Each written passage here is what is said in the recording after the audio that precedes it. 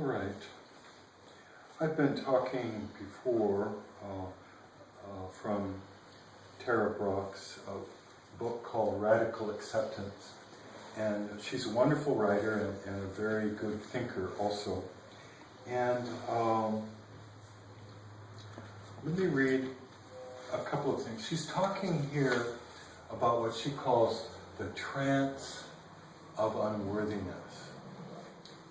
The trance of unworthiness. Remember that I've talked before about enchantment and disenchantment. In kind of technical Buddhist language, it's said that we should become disenchanted by our mindfulness and our practice.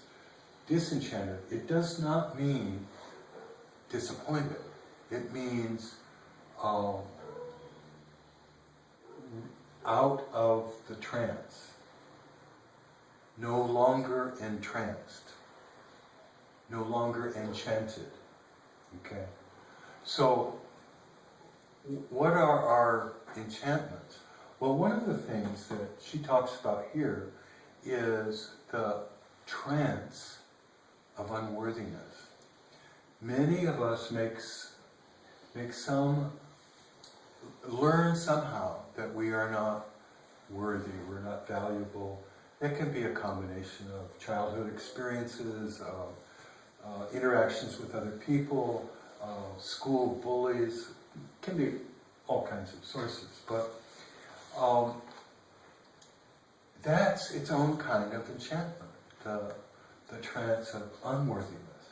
And that is as much a hindrance to our spiritual development as if we were the opposite, which would be grandiose, I'm the center of the universe, I'm very important, blah, blah, blah. That's ego distortion in the other direction. So,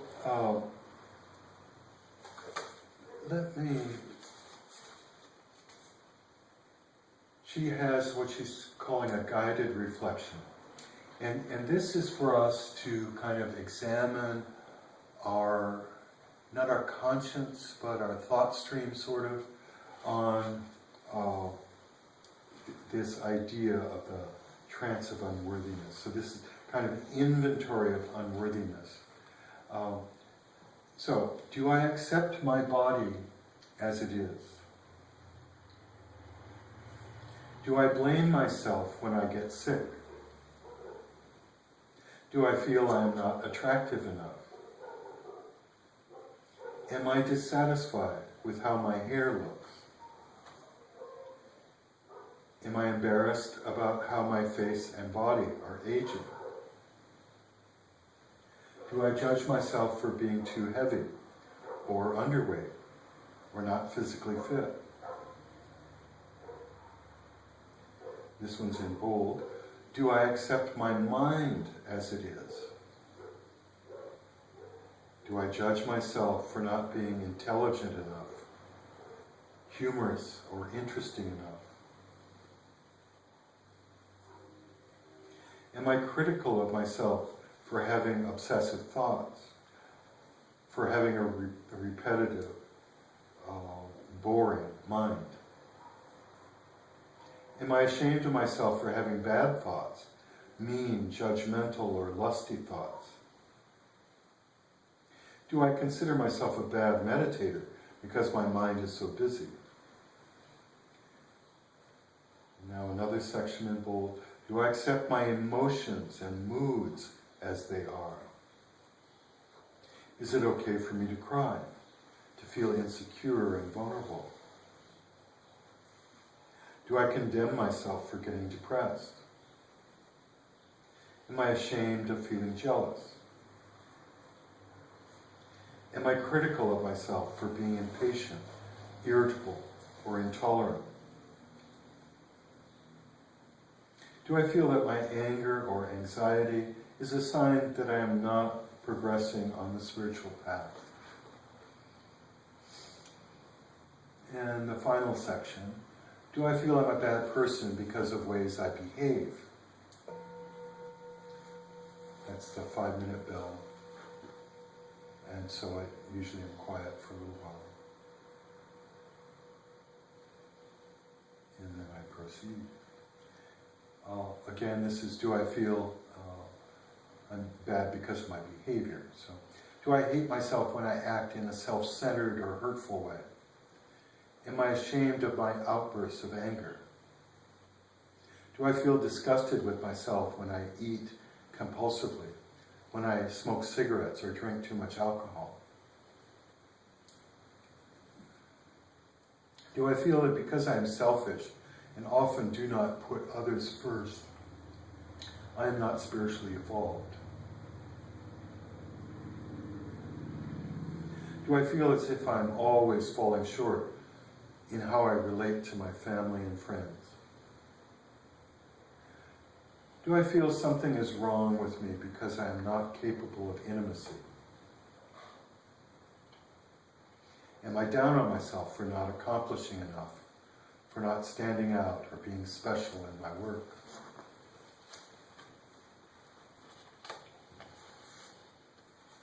So that's her helping us inventory our unworthiness. But of course that's its own trance too, and that's her point. But she's taking us through it. And if you answered yes to any of those, I don't know what. But I suspect that those of us in this room could answer yes to many of those. That we have those thoughts, we have those feelings, we behave in those ways, or at least sometimes we do. And that's one of the things we learn by our practice and through meditation. That the fact that I have an angry thought does not make me an angry person. I'm a person who had an angry thought. That's it. That's all. Okay.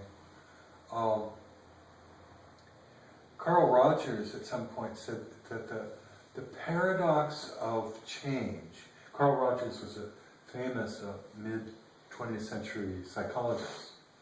And he said the paradox of change is that we do not change until we love ourselves as we are. And they proved this over and over again, especially in weight reduction stuff. If your body image is, if you're entranced in negativity, you won't be able to change. If you can say, I accept my body exactly how it is, my hair the way it is, my weight, my hips, whatever. If you can do that, if you can love yourself as you are, then you can change. And only then. One of my teachers always said over and over, change is now. Change is now. So, if you have a thought about your unworthiness, I'm too fat. I have that thought. I say, but that's okay. Right now, I'm fine exactly the way I am. With my overweight body and my poor memory and my flaky skin. And it's just all right. That's the strange, that's why Rogers called this a paradox. And finally, a friend of mine was a wonderful Zen poet, Philip Whalen, and I got to visit with a mutual friend of ours. Philip died about 5 years ago. But Philip used to talk about this, that the alchemy of mindfulness and meditation, and how it produces change. Saying that it is like alchemy. We take a base metal and turn it into something shiny. Let me read this poem by Philip. He was a wonderful guy. And then I'll be done.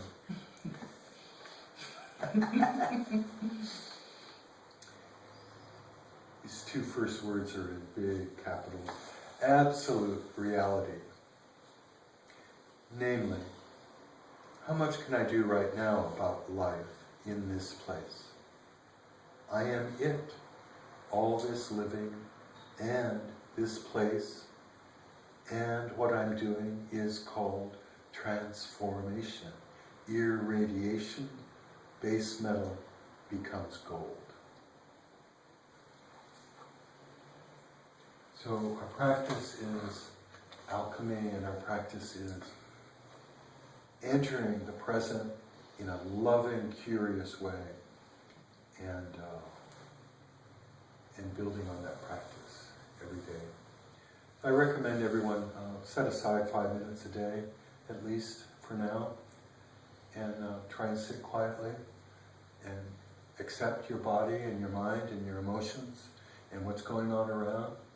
And it's a very radical act, and it's transformative. Any comments or questions? Actually,